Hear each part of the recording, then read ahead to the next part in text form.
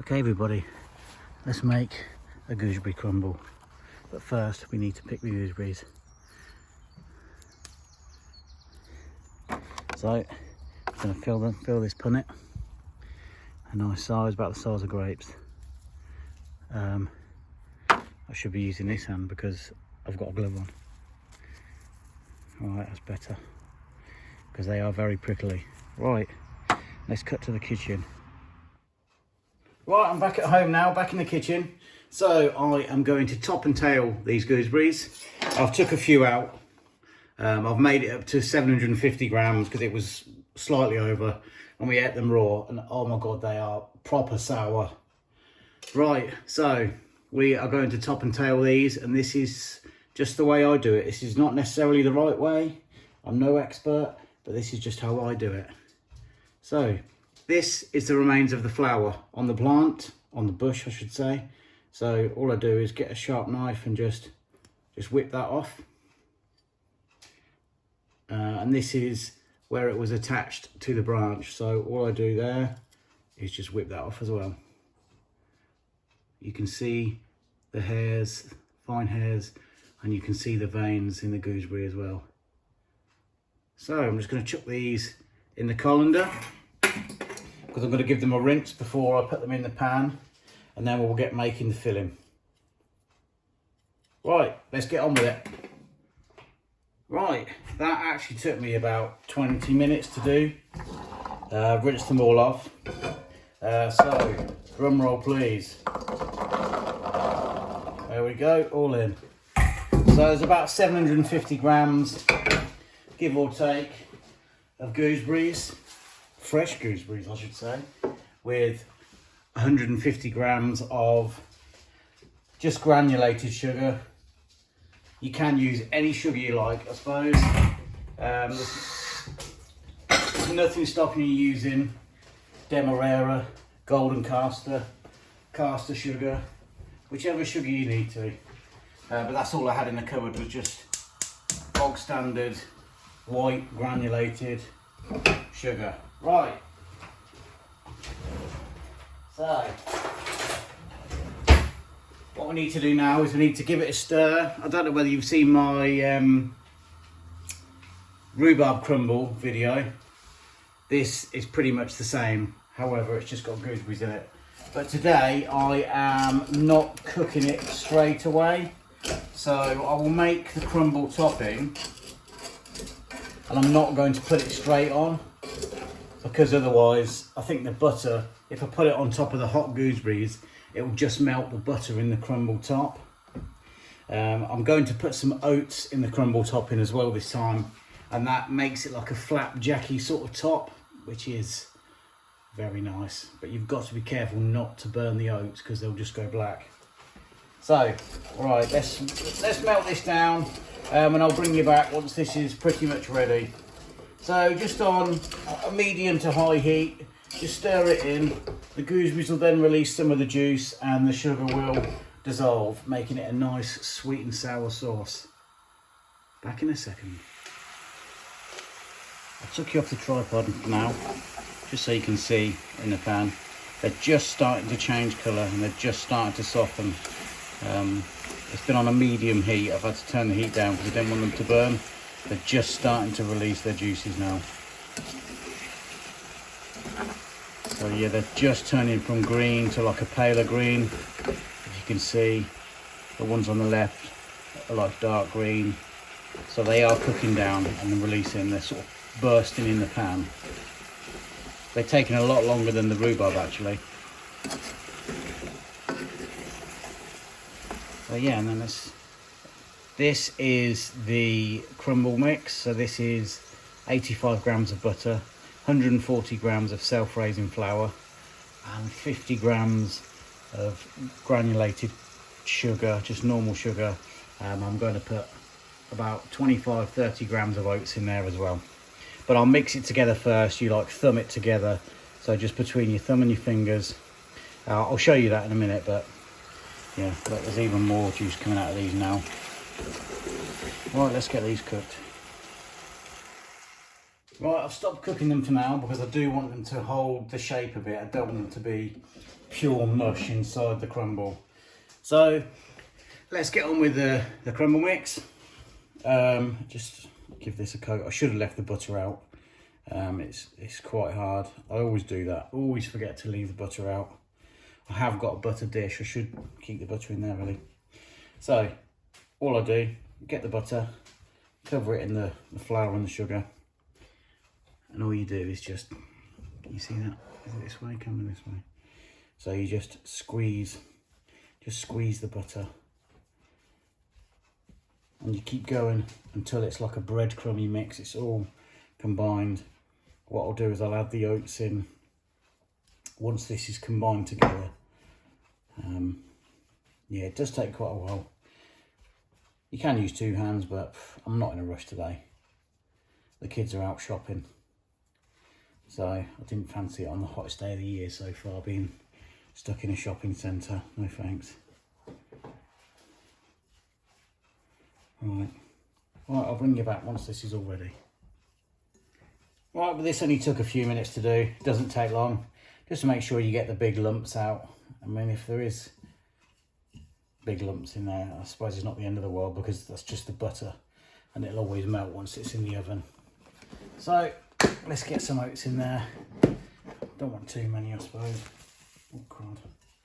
I suppose you can just gauge it by look. I think that'll do. There's a dog just come in the cat flap. Right. Yeah, that'll do. Yeah. Right, I'm going to get this gooseberry mixture in a dish. I'm hoping it's going to thicken up because it is quite... Let me just wash my hand and I'll show you. It does look quite runny, but I think once the sugar solidifies a bit, it should thicken up. Okay, let's have a look. Here we go. Yeah, so the gooseberries are still holding the shape. There are some in there that turn to mush, but... Oh, yes. Let's give it a taste.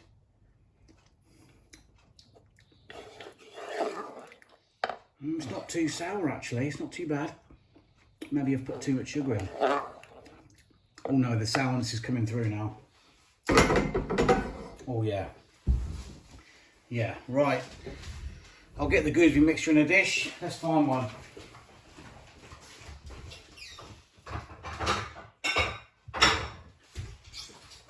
I think I'll just use this Pyrex dish. Other brands are available. Or are they? I don't know, it's the only brand I've heard of. Right. Let's get that in there. Looks like mushy peas, doesn't it? Big mushy peas. Oh yes. My dad would love that. My dad is a massive gooseberry fan. I bought him a gooseberry bush for Father's Day a few years ago. But he always complains there's no gooseberries on it because he doesn't net them like I do at the allotment. If you net them, that stops the birds getting them, because once the gooseberries appear on the bush, the birds, they just have them away. All right, let's let this cool down. I've got a lid for this, so I'm just going to loosely pop it on there because we are the hottest day of the year. I don't want anything getting in there. And I'll put some cling film over the crumble mix too. Right, let's get back to it. Right, it's about an hour later. I've let it cool down. So let's get the crumble topping on. And then I'm going to pop it in the fridge until we can have it a bit later. What I'll do is just evenly spread it out. I'll do like a thick crumble topping.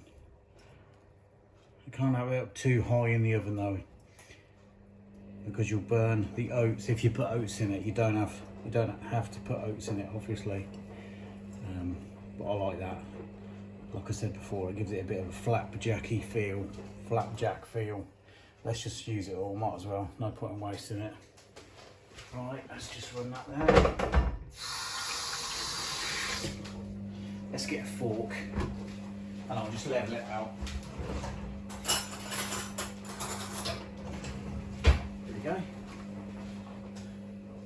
I've got some custard for later. Mind you, I could have it with ice cream later. I'll wait till the kids get back from shopping. Right. Is that part done? I'll cook it for about 20-25 minutes until the top's golden in a fan assisted oven for 200 degrees. No, 200 degrees centigrade. Yeah, 20-25 minutes, half an hour max. You can just gauge it by looking at it. You'll see the gooseberry mixture bubbling away. Right, put the lid on, pop it in the fridge. Right, everybody, it's actually the next day. We had to go out yesterday, so we're only eating the gooseberry crumble today, but it's fine in the fridge overnight. So we've had dinner, we've all washed up. Let's get the crumble out of the oven. It's very hot. It's been in for about 20-25 minutes. Oh, and it's bubbling away. It's not as nice a colour as the rhubarb crumble, but it looks lovely. Still not overly crispy on the top, but that's fine. I think it's because I put such a thick layer on. Oh, this is going to be red hot. Right, let's try it. It looks lovely. You have to be careful because it's just starting to catch around the edge where the oats are. Oh, you can hear it. You can hear how hot it is. Oh, listen to that. Oh, the gooseberries were bubbling away. Oh, right, let's just try a bit. Let's just pop that in there. Got a bit on the side of the bowl. Right, let's have a bit without custard first. There's a whole gooseberry. They've mushed down a bit.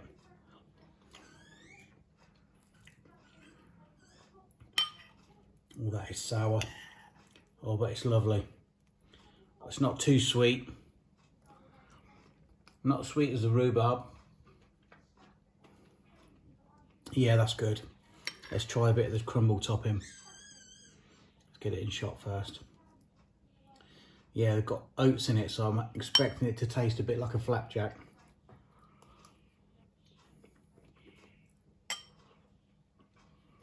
Yeah, that's red hot. It's absolutely beautiful. I think it's probably on par with the rhubarb crumble. Right, let's add some custard. Ambrosia from a tin. I'm not posh, but Ambrosia, why are you the only tin company that hasn't got a ring pull tin? Come on, get with the program. Right, let's just have a drop of that. I can't have too much because the kids are going to want some. Let's have a bit with this, cool it down a bit. The gooseberries are delicious.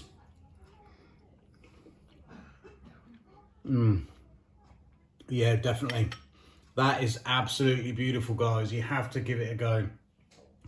The next crumble I will do will be a gooseberry and a rhubarb crumble. And if you haven't done so before, check out my rhubarb crumble video. And the next time you go onto YouTube, just have a look and see what's Jamie up to. And subscribe, please.